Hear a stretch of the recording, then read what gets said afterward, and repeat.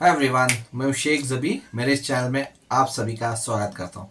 इस वीडियो में हम लोग बात करने वाले हैं सिंघम अगेन की 9 डे की बॉक्स ऑफिस प्रिडिक्शन के बारे में। कितनी ऑक्यूपेंसी है तो पता चल जाएगा। पहले मैं देखो, सेकेंड वीक शुरू हो गया है, आज 9th डे चल रहा है, तो ये क्या रिकवरी कर पाएगी। इंपॉर्टेंट ये है, देखो सबसे बड़ी प्रॉब्लम इस मूवी में बजट है, क्योंकि बजट बहुत ज़्यादा है। क्योंकि एक्लूडिंग इसका बजट बताया जाता है तकरीबन 350 करोड़ से 375 करोड़ तक इसका बजट बताया जाता है।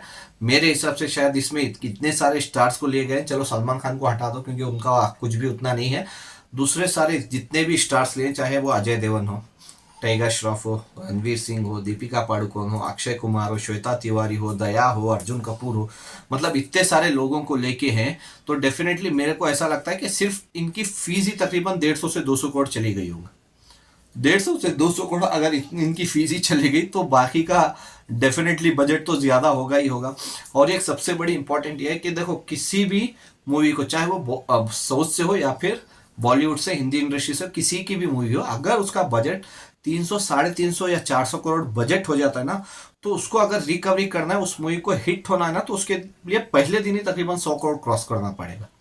ये डेफिनेटली बोल रहा हूँ, 80 से 100 करोड़ तो डेफिनेटली पहले दिन जाना होगा। और जो 3 से 4 दिन जो इंपॉर्टेंट रहते हैं स्टार्टिंग के, जो थर्सडे रिलीज हुई तो 4 दिन मिल जाएंगे, या फ्राइडे रिलीज हुई तो 3 दिन मिल जाएंगे, उस 3 दिन में ही तकरीबन पैन इंडिया रिलीज करना चाहिए। डेफिनेटली ये बोल रहा हूँ क्योंकि 300 से 400 करोड़ सिंगल लैंग्वेज में कलेक्ट करना बहुत मुश्किल है। बहुत कम मूवीज होती है जो 350 से 400 करोड़ सिंगल लैंग्वेज में चले जाती है। जैसे स्त्री 2 चली गई थी, उसका मूवी का लक अच्छा था, कोई बड़ी मूवी रिलीज हो नहीं रही थी, तो डेफिनेटली वो ऑल टाइम ब्लॉकबस्टर बन गई और इंडिया की नंबर 1 मूवी बन गई। सिर्फ हिंदी लैंग्वेज में, सिंगल लैंग्वेज में 600 करोड़ क्रॉस करके गई। तो हर मूवी वैसे नहीं कर सकती।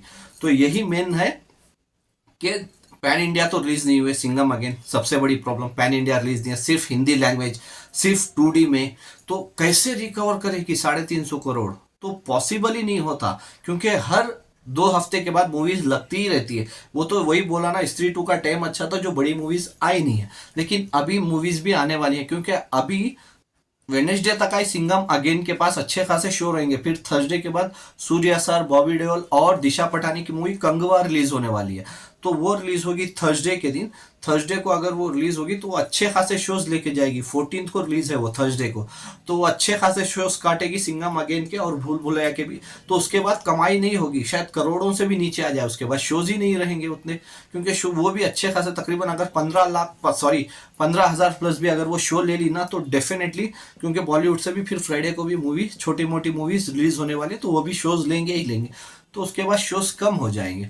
लेकिन इसीलिए क्योंकि इतना बड़ा बजट डाल के पैन इंडिया रिलीज नहीं किए, एक, और दूसरा क्लैश किए। क्लैश की जरूरत ही नहीं थी, जबकि क्लैश किए क्योंकि भूल भुलैया और सिंघम अगेन की मैं बात करूं तो भूल भुलैया का बजट सिंघम अगेन से आधे से भी कम है। तो वो ऑलमोस्ट ब्लॉकबस्टर हो चुकी है। ये सही बोल रहा हूं, वो ब्लॉकबस्टर हो चुकी है। इसको अभी भी सिर्फ अपना प्रॉफिट प्रॉफिट तो छोड़ो, जितना इन्वेस्ट किया था वो निकालने के लिए भी शायद मुश्किल होगी सिंघम अगेन को। अगर 350 करोड़ भी पकड़ के चलो या 320 करोड़ भी पकड़ के चलो, तो देखते हैं कितना कमा पाएगी। लेकिन मेरा यही ये है ये है कि 300 करोड़ भी करेगी या नहीं, तो देखते हैं कलेक्शन के हिसाब से। पहले मैं ना ऑक्यूपेंसी की बात कर लेता हूँ आज के दिन की, जो 9th डे है इसका। सिटी वाइज पहले बात कर लेते हैं। मुंबई मॉर्निंग शोज की ऑक्यूपेंसी 19%, आफ्टरनून 32, इवनिंग 42, और वहां पे शो है 785 शोज हैं मुंबई पे। Delhi morning 10, afternoon 24, evening 29, 90 shows है, 906 शोज हैं। Pune morning 22, afternoon 40, evening 41, 350 shows है। बैंगलोर मॉर्निंग 12, आफ्टरनून 43, इवनिंग 54% की चल रही है बैंगलोर पे। 200 शोज है बैंगलोर पे। Hyderabad morning 9, afternoon 20, evening 33, 125 shows है। Kolkata morning 7, afternoon 20, evening 35, 29 shows है। Ahmedabad morning 12, afternoon 23, evening 23, 610 shows है। अहमदाबाद में तो अच्छे खासे शोज है अभी भी। Chennai morning 26, afternoon 48, evening 61, 37 shows हैं। Surat morning 11, afternoon 19, evening 21, 324 shows है। Jaipur morning 15, afternoon 29, evening 32, 123 shows हैं। Chandigarh morning 5, afternoon 15, evening 25, 128 shows हैं, Bhopal morning 6, afternoon 21, evening 25, 69 shows हैं, Lucknow morning 9, afternoon 25, evening 31, 167 shows हैं। अगर ओवरऑल ऑक्यूपेंसी की बात कर लूँ मैं सिंघम अगेन की 2D की, तो मॉर्निंग शोज की ऑक्यूपेंसी थी 13%, जो बहुत अच्छा है क्योंकि अभी तक सिंगल डिजिट में आया नहीं है सैटरडे को, मतलब लास्ट वीक तो मतलब इस वीक में आ गया था लेकिन अभी नहीं आया है। और आफ्टरनून की ऑक्यूपेंसी है 27% और इवनिंग की ऑक्यूपेंसी चल रही है 32%, जो बहुत अच्छा है। लेकिन शोज कम हो चुके हैं, तो उसके हिसाब से क्या आज कितना कलेक्शन कर पाएगी, अगर मेरा प्रिडिक्शन बताऊं तो ये मूवी आज ज्यादा से ज्यादा 10 से 12 करोड़ तक की कमाई कर सकती है, जो बहुत अच्छा है 9th डे पे। लेकिन प्रॉब्लम वही है कि ये बजट बहुत ज्यादा है। अगर मैं ट्रेड की बात कर लूं और प्रोड्यूसर की बात कर लूं तो बहुत फर्क आया है प्रोड्यूसर के और ट्रेड के कलेक्शन में। ट्रेड आके पहले वीक का अगर प्रोड्यूसर का कलेक्शन बता दूं तो पहले वीक ने प्रोड्यूसर दिया था, पूरे दिन मिला के बोल रहा हूं, पूरे वीक में 186 करोड़ प्लस हिंदी नेट कमाई की थी इंडिया में 186 करोड़। लेकिन अगर इसकी बात करूं, ट्रेड की बात करूं, तकरीबन वो आके एक सौ सत्तर करोड़ के आसपास उसने बताया था ट्रेड ने कि इतनी ही कमाई हुई है पहले वीक में सिंघम अगेन की। तकरीबन 10 से मतलब 15 से 18 करोड़ का फर्क आया था पहले ही वीक पे। तो वो तो जाहिर सी बात है, हर मूवी का फर्क आता ही है, चाहे वो साउथ की हो या फिर बॉलीवुड की।